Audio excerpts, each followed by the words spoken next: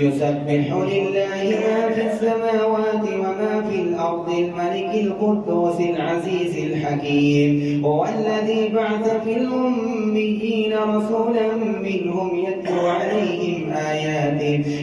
عليهم آياته ويزكيهم ويعلمهم الكتاب والحكمة وإن كانوا من قبل لفي ضلال مبين، وآخرين منهم لما يلحقوا بهم وهو العزيز الحكيم.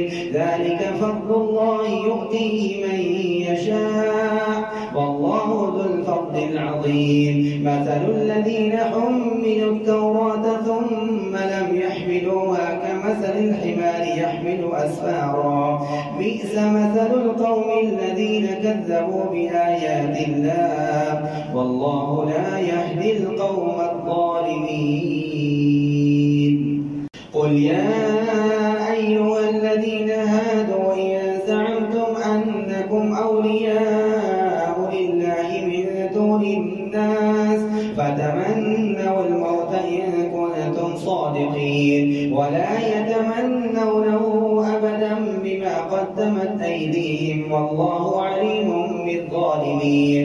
قل إن الموت الذي تفرون منه فإنه ملاقيكم ثم تردون إلى عالم الغيب والشهادة فينبئكم بما كنتم تعملون.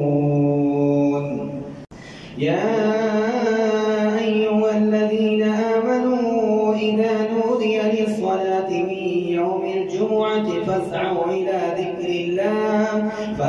إلى ذكر الله وذروا البيع ذلكم خير لكم إن كنتم تعلمون.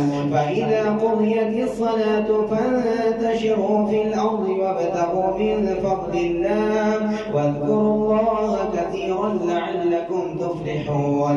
وإذا رأوا تجارة أو لهوا انفضوا إليها وتركوك قائما قل ما عند الله خير من اللهو ومن التجارة والله خير الرازقين.